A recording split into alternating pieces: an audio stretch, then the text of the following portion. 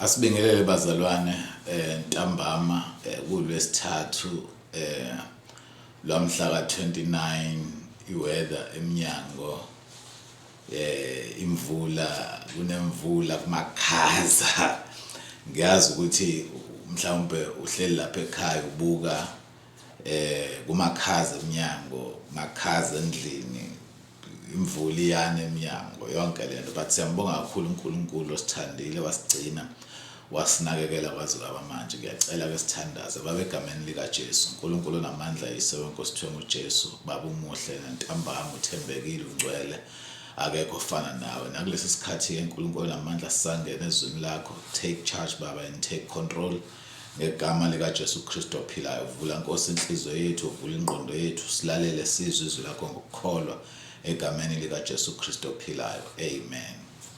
Asibingelele bazalwane once again egameni lika Jesu muhle uNkulunkulu nakulesi sikhathi siyambonga kakhulu uNkulunkulu ngebandla lakithi Ark Fellowship Center International nazo zonke izinto ezenzakalayo kubhizi kuyale uNkulunkulu is moving ngendlela emangalisayo so kuyathokozisa kakhulu ukubona izinto ezenzakalayo uNkulunkulu esoloku enathi.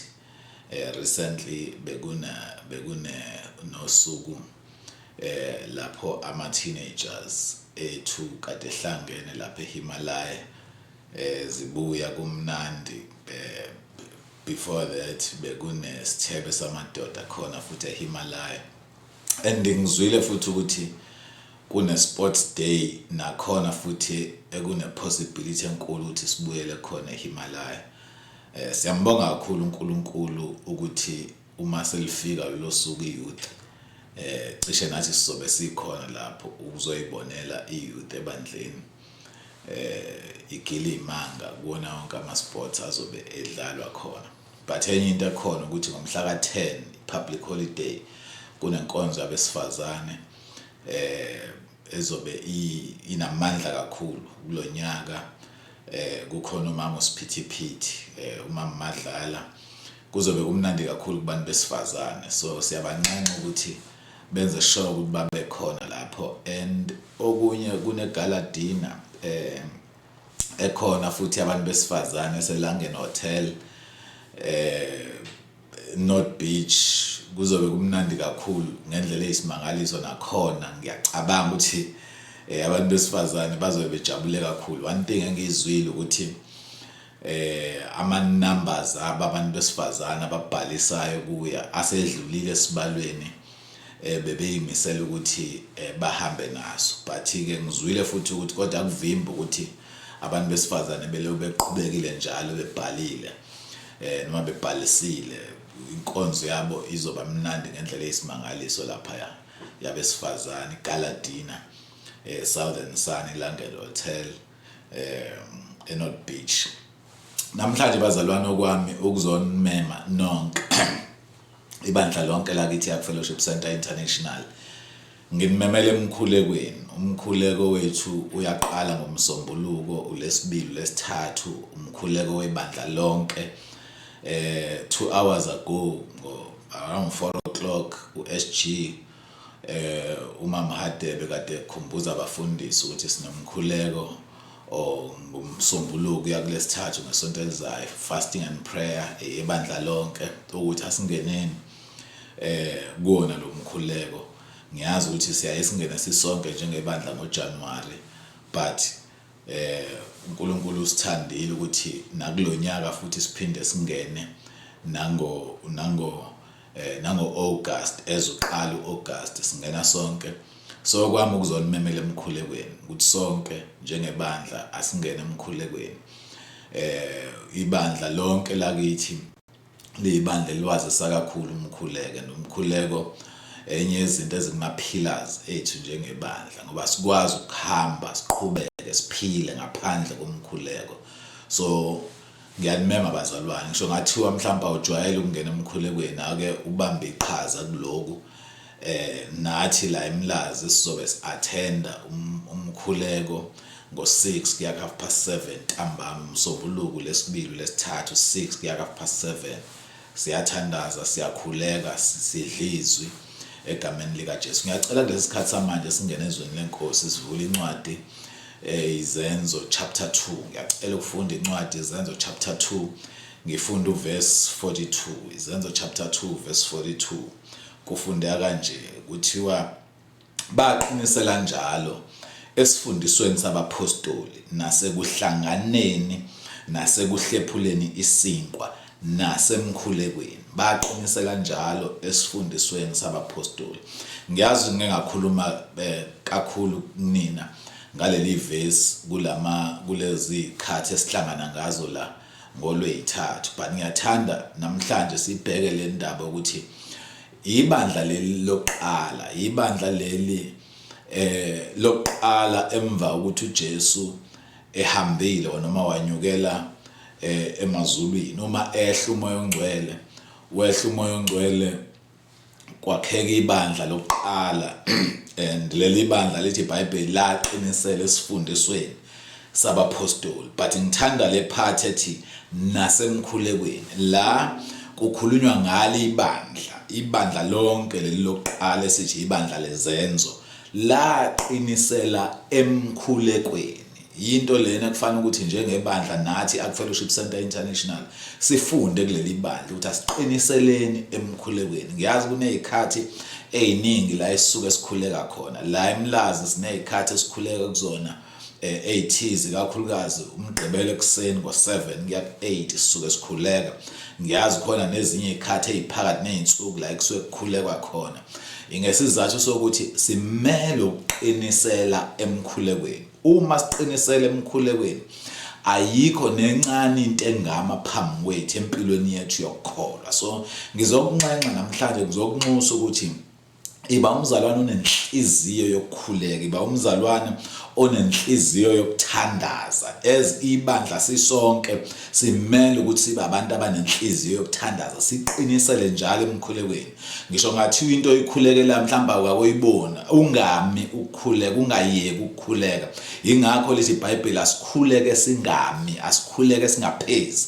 So ngizonxusa abazalwane ukuthi njalo njengebandla nanjengabazalwane asibe abazalwane abalangazelela uNkulunkulu through umkhuleko.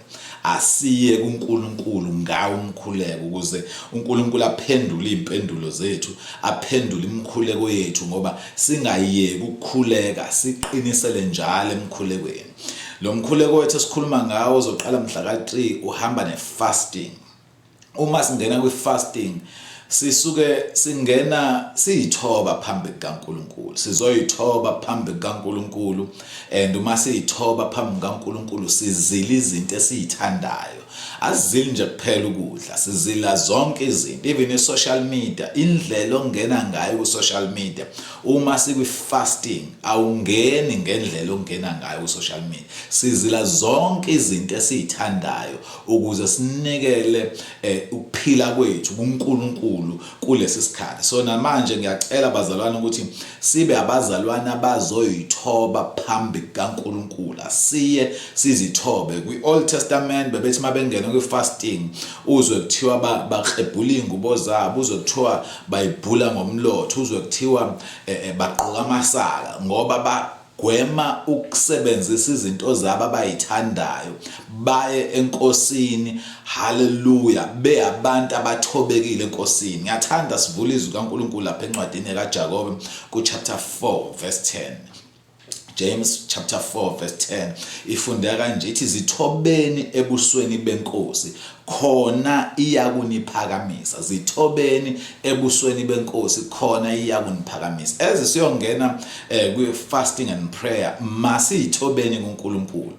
Asingabi abantu abayiphakamisa uNkulunkulu, masiyithobeni kuNkulunkulu ngendlela emangalisayo. Sazi ukuthi buona wonke amaphutho owenzile nowenzayo yana enkosini, uphinde uqhubeke uzihlambulule kuNkulunkulu ukuze uNkulunkulu aqhubeke njalo ukukulalela imithandazo yakho ithandaza kuye. Ngoba iBhayibheli likubeka caca ukuthi isandla sikaJehova sifinyezile ukuba singasindisa, nendlebe yakhe futhi ayinzima ukuba ingezwa. Lithi iBhayibheli kodwa ububi bethu ibona obusahlukanisile naye. Ingakho kubalekile masiye enkosini ube umuntu owaziyo ukuvuma ububi bakho kuNkulunkulu ukuze uNkulunkulu mawuya kuyena uye upure uyuhlanzekile. It is true ukuthi igazi lika Jesu liyasihlanza, igazi lika Jesu lisihlanzile, igazi lika Jesu layasihlanza, kodwa lithi iBhayibheli uma nivuma izono zenu uthembekile yena ulungile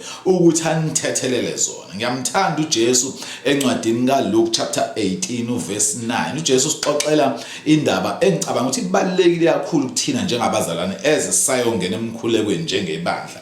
Uthi uverse 9 wakhona Luke chapter 18 verse 9. Uthi uverse 9 wayesekhuluma kwabathile ababezithemba ukuthi balungile bedelela abanye ebalandisa lo mfanekiso ngokuthi, ngoba la uJesu ukhuluma nabantu ababephakeme beyithemba bethi bona no thina silungile thina si right. uJesu baxoxela lo mfanekiso uthi verse 10 abantu ababili benyukela ethempelini beya kukhuleka, omunye engumfarisi omunye engumthelisi. Uverse 11 wakhona uthi umfarisi wema wazikhulekela ngokuthi, Nkulunkulu ngiyakubonga ngokuba ngingenje ngabanye abantu, izigcwelegcwele abangalungile, iziphingi njengalo mthelisi. Ukhomba lo moya athandaze eduze kwakhe. Oh haleluya. Ngiyafisa ngeyilanga kube ngibuyele kunina ngenze isifundo engisanda kusenzisa ngabafarisi ukuthi laba bantu laba bebe abantu abanjani, but ngiyazi ukuthi umuntu oke wahlala walalela mangenza leso sifundo uya understand ukuthi ngikhuluma ngani njengoba sikhuluma ngaleli verse. Ukhomba ke lo munye ukuthandaza kwakhe akayi nje uNkulunkulu, kodwa uthandaza ukhomba lo munye even na uNkulunkulu ukuthi yena uright but lo munye akekho right. Usethi ku verse 12 ngizila ukudla kabili ngeviki, nginikela okweshumi kukho konke enginakho. Uthi kepha umthelisi emikude wayengafuni nakuphakamisela amehlo akhe ngasezulu. Umfarisi ume ngala, umthelisi ume ngala. Umfarisi uchoma uzachomela ngisho uNkulunkulu ngala kumumthelisi. Umthelisi ulalela umthandazo kaMfarisi, lo mfarisi ochomela uNkulunkulu obhizi okhomba lo mthelisi. Uthi kodwa washaya isifuba sakhe ethi, Nkulunkulu ngihawukele mina sona. La umthelisi akafana lo mfarisi oyiphakamisayo phambi kaNkulunkulu. Uthi umthelisi uNkulunkulu lithi iBhayibheli wayishaya isifuba wathi, Nkulunkulu mina ngisoni phambi kwakho. Hallelujah. Uthi verse 14 usethi kuJesu ke mase batshela laba bantu uthi, ngithi kini lo wehlela endlini yakhe elungisisiwe kunomunye, ngokuba yilona loyo ziphakamisayo uza kuthotshiswa, kodwa ozithobayo uza kuphakanyiswa. Uthi uJesu uma econclude le ndaba uthi lo owumthelisi wehlela endlini yakhe elungisisiwe, ngamanye amazwi ekuvumeni kwakhe izono zakhe wabuyela endlini yakhe esuka ethempelini elungisiwe. Awesilungu athi he was justified. Wabuyela endlini yakhe justified ngoba uNkulunkulu wethu esimkhonzayo uNkulunkulu olungileyo, uNkulunkulu olungisanayo. Okwethu ukuthi sivume izono zethu, lithi iBhayibheli uthembekile ulungile ukuthi asithethelele zona. Ingakho masiya kuNkulunkulu enye izinto ezibalekile masikhule kaNkulunkulu ukuvuma izono zakho. First thing akufanele ukuthi uyenze ukuvuma izono zakho phambi kaNkulunkulu, ngoba mawuyivuma izono zakho lithi iBhayibheli uthembekile yena ulungile ukuthi akuthethelele zona. Lo mthelisi indaba yakhe yenzakala ibalula kakhulu ngoba into afika yenze phambi kaNkulunkulu ufika uvuma izono zakhe. Ngiyanxusa abazalwane eze siye emkhulekweni asibe abantu abazivuma izono zethu, asibe abantu abaya ngokuthobeka kuNkulunkulu, asibe abantu esazi kahle ukuthi siye esihlalweni somusa siya phambi kaNkulunkulu siyokhuleka ngokuzithoba. Ingakho sigwema zonke izinto esithandayo siya kuNkulunkulu. Insuku lezi ngisho umuntu ongalifundi izwi kaNkulunkulu zobudlizwi kaNkulunkulu uthandaza, udlizwi kaNkulunkulu uthandaza, udlizwi kaNkulunkulu ukuthandaza uyeke ukudla lokudliwayo ngoba lithi iBhayibheli umuntu akazosuthiswa kuphela isinkwa kodwa umuntu usuthiswa ngamazwi avela kuNkulunkulu. So insuku lezi ezintathu esikholwayo ukuthi uNkulunkulu uzosuthisa abazalwane bakhe ngokuba baya kuye ngokuzithoba egameni lika Jesu. I-call lena esidlulisela kubazalwane bonke bebandla lakithi yakuFellowship Center International ukuthi isikhathi somkhuleko lesi asiye kuNkulunkulu siyokhuleka kulezi insuku egameni lika Jesu. uNkulunkulu engimthandayo uNkulunkulu obathandayo abantu abasondela kuye. uNkulunkulu obathandayo abantu abaya kuye. Siya kuye uNkulunkulu. Ngiyacela sibheke izwi kaNkulunkulu lapha encwadini yamaHubo. Cela sifunde incwadi amaHubo 145, amaHubo 145 egameni lika Jesu. Sifunde uverse 18. iHubo 145 verse 18 ifunda kanje lithi uJehova useduze nabo bonke abambizayo. uJehova useduze nabo bonke abambizayo. Siya kuye sibiza yena egameni lika Jesu. Uma simbiza lithi iBhayibheli useduze kwethu egameni lika Jesu. Lithi iBhayibheli bonke abambiza ngeqiniso. uJehova useduze kubo bonke abambizayo. Ngisho ukuthi insuku lezi esobe hlangene njengebandla simbiza uNkulunkulu ukuthi akahlale nathi, ahlale kithi egameni lika Jesu. Sinxusa ukuthi uNkulunkulu akasenzele zonke izinto esizicelayo kuye nesizithandaza kuye. Lithi iBhayibheli useduze nabo bonke abambizayo. Simbiza uNkulunkulu useduze kwethu. So insuku lezi kufanele wazi kahle kamhlophe ukuthi ukuthandaza kwethu nokukhuleka kwethu njengebandla sikhuleka kumuntu okhona la oseduze kwethu. In fact uhlala kithi nathi futhi kuye egameni lika Jesu. So ukuthandaza kwethu as long as simbiza sim-invite sibiza umuntu ongahlali kude mayibizwa sondela beseduzana aphinda alalele futhi imthandazo yethu alalele futhi imkhuleko wethu egameni lika Jesu. uNkulunkulu ke esimkhonzayo uNkulunkulu olalelayo. uNkulunkulu olalelayo imikhuleko nemthandazo yabantu bakhe egameni lika Jesu. Ngiyacela sifunde incwadi Matthew chapter 18.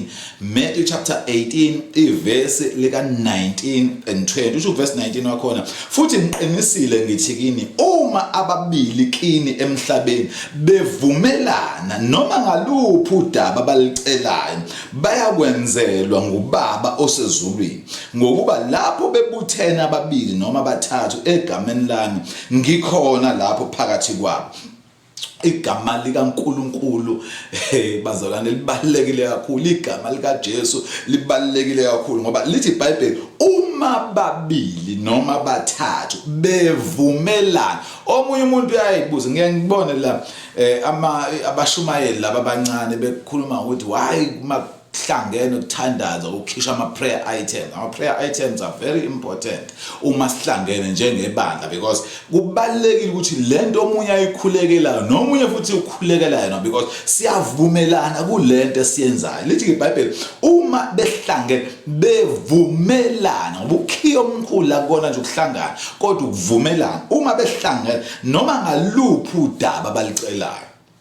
Uma sikhipha ama-items athize ukuthi kuyona yonke imkhuleko yakho oyikhulekayo ingawashila ama-items senzela ukuthi asivumelane kube ukuthi sihlangene simunye kulezi zinto lezi sithandazelayo nesikhulekelayo. Lithi iBhayibheli ngokuba lapho bebuthena ababili noma bathathu egameni lami ngikhona lapho phakathi kwabo. Uma sihlangene egameni lika Jesu lithi iBhayibheli ukhona phakathi kwethu. Ngamanye amazwi yonke into esithandazelayo uBaba osezulwini uyayizwa uma sihlangene. Kuhlangene wena babili abantu or bathathu uma behlangene bevumelana uNkulunkulu uyezwa aphinde futhi aphendule imkhuleko yethu. Ngiyazi ukuthi abanye abantu mhlambe abajwayele ukuba khona makuthiwa kuhlangene kuyathandaza makuthiwa kuneyinkonzo ezithize umuntu mhlambe uyajabula esenkonzweni kodwa mase kuthiwa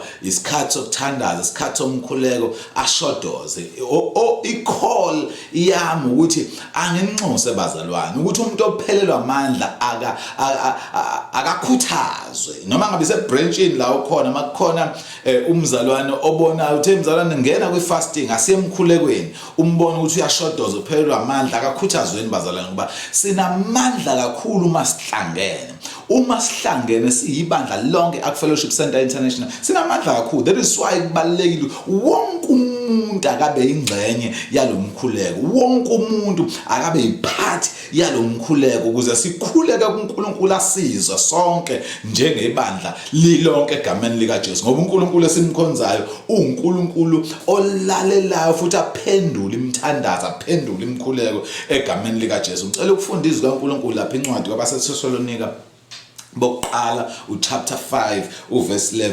1 Thessalonians chapter 5 verse 11 uthi ngalokho ke vuselelelani nakhane njengokuba futhi nikwenza vuselelelani nakhane irresponsibility yethu sonke ukuthi sivuselelane irresponsibility ingakho nami namhlanje ngithatha igxathu ngathatha ithuba lokuthi njengoba kushintshana abazalwane laba abamandla lapha kwiBible study ngalezi izikhathi ngathi no namhlanje ake ngingene ukuvuselela wena ukuthi ube iphathi yalento esiyenzayo egameni lika Jesu. Lo umkhuleko owahlelwa even last year kuye plan lo mkhuleko wethu ngomhla ka 3, 4 and 5 August. Okwami namhlanje ukuthi ngikukhuthaze ngikuvuselele noma ngabe uphelelwa amandla noma ngabe uyashodoza ngena mntaka baba noma ngabe uyasaba mhlawumbe ujwayele ukungena ku fasting ngena mntaka baba sinamandla kakhulu masihlangene siyadinga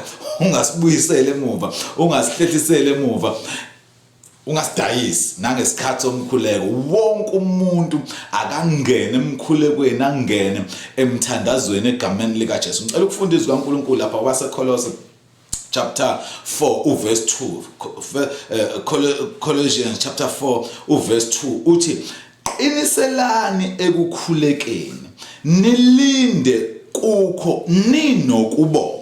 Qiniselane ekukhulekweni nilinde kuko ninokubonga. Mase lithi nathi nisikhulekele ukuze uNkulunkulu asivulele umnyango wezwi ukuba sikhulume imfihlakalo kaNkulunkulu engiboshwe ngenxa yayo ukuze ngibonakalise njengalokho ngifanele ukukhuluma. One of the things ezibalekile kakhulu ezibandla lingene emkhulekweni ukukhulekela nathi as leaders as pastors nisikhulekele egameni lika Jesu ngoba uma siyibandla kubalekile ukuthi abangaphambi kwethu sibakhulekele nabo uNkulunkulu abaphamandla uNkulunkulu abaqinisa uNkulunkulu abagcwalise ukuze konke ukudla basipha kona basipha ukudla okuyikho even nama challenges empilo uNkulunkulu akwazi kuma nabo egameni lika Jesu Kristu phila because ngaso sonke isikhathi uSathane hleze eshaya umalusi because uma eshaya umalusi uyazi ukuthi izimvu ziyahlakazeka zonke. Angisho nje kumina kuphela as umfundisi umalunga kodwa ngithi bonke abafundisi abakhona ebandleni lakithi Fellowship Center International asibathandazeleni bazalwane asibakhulekeleni la uPaulos esimuzwe enxusa kubazalwane baseKolosi ukuthi ababakhulekele nabo egameni lika Jesu Kristu ophilayo. Ngiyacela futhi ukuphinda ukusho ukuthi sinamandla uma sihlangene sinamandla uma siya kuNkulunkulu ngokuzithoba sinamandla uma sikhuleka kuNkulunkulu njengebandla sizithoba. uNkulunkulu ushinto enkulu kakhulu lapha na kwiZikronike zesibili ku chapter 7 verse 14 wakhona uthi bazithobe abantu bami ababizwa ngegama lami bakhuleke bafune ubuso bami baphenduke ezindleleni zabo ezimbi ngiyakuzwa ezulwini ngithethelela isono sabo ngiphilise izwe labo. Enye izinto ezibalekile kakhulu sizothandaza umhla ka3, 4 and 5 ukuthandazela izwe lethu bazalwane. Izwe lethu libalekile kakhulu silikhulekele. uNkulunkulu asize. Izwe lethu lizwe loju lezinyosi. Ikhanana leli bazalwane. Abantu abaningi cishe emhlabeni wonke jikelele ikakhulukazi la eAfrika yonkana bathanda ukuza la eSouth Africa bazohlala la eSouth Africa ngenxa yezinto uNkulunkulu asisize ngazo la eSouth Africa okubala kukona ingqalasizinto okubala kukona izinto eziningi esizibona ihamba kahle ezweni lethu la eSouth Africa. Kodwa fanele silikhulekele izwe lethu silikhulekele ebugebengwini. uNkulunkulu asisize kunciphe kuphela ubugebengu sibona budlangile. Asisize uNkulunkulu kuphela ukubulalana kwabantu ngesihluku ikakhulukazi endaweni enjengako Western Cape ko Cape Town uyabona uzokuthiwa kubula abantu abawu5 ngeweekend nje lesiphuma kuyona kubulawa abantu cishe 11 noma ngaphezulu. uNkulunkulu izinto ekufanele simnxuse kuzona ukuthi asisize kuphele lo moya nedemon lokubulalana kwabantu ngesihluku. uNkulunkulu alisize izwe lethu lento eyidakamizwa kubantu abasha lento eyidakamizwa kubantu abasebancane uNkulunkulu ayiqede egameni lika Jesu Kristu phila. So yithina njengebandla kufanele siye kuNkulunkulu simnxuse uNkulunkulu ukuthi asize izwe lethu alaphe izwe lethu and uNkulunkulu uzokwenza njalo uzolapha izwe lethu. But lithi iBhayibheli uma abantu bami bezithoba bekhula befuna ubuso bami uthi uzozwa yena. And ingakho nginxusa bazalwane ngimcela ukuthi asiyeni kuNkulunkulu simnxuse uNkulunkulu simcele uNkulunkulu and uNkulunkulu uzokwenza izimanga nezimangaliso ezweni lethu. Ngiyacela kuma lapho namhlanje egameni lika Jesu Kristu ophilayo. Ngiyazi abanye mhlawumbe imboze ngengubo wabamba ifoni yakhe mhlawumbe ubuke efonini lapha yana imboze ngengubo ngifuna ukushesha ngidedele namhlanje ukuze ukwazi ukukhululeka kulamakhaza asho kangaka eminyango nemvula esho kangaka eminyango. uNkulunkulu asize njengebandla lonke akuFellowship Center International. Ngiyacela ukuthandaza kulesi sikhathi babe egameni lika Jesu. uNkulunkulu onamandla Yese wenkosi yethu uJesu nakulesi sikhathi baba siyakubonga umusa wakho omkhulu. Siyakubonga baba amandla akho amakhulu nothando lwakho egameni lika Jesu Kristu ophilayo. Ezibandle akuFellowship Center International ngomsombuluko lizongena kwi-prayer and fasting. Sicela wena Nkosi sinxusa wena yipha baba baphelelwa amandla egameni lika Jesu Kristu ophilayo. Nabangabazayo Nkosi ungena bapha amandla ngegama lika Jesu Kristu ophilayo. Nazo zonke izinto Nkosi esizoyithandazela usiphendule baba egameni lika Jesu Kristu ophilayo. Siyakwazi wena baba uNkulunkulu ohleze ephendula ngaso sonke isikhathi. Sicela wena sinxusa wena Nkosi egameni lika Jesu Kristu ophilayo. Imana abantwana bakho ubaqinise Nkosi kukho konke ngegama lika Jesu Kristu inkosi yamakhosi. Amen. Amen.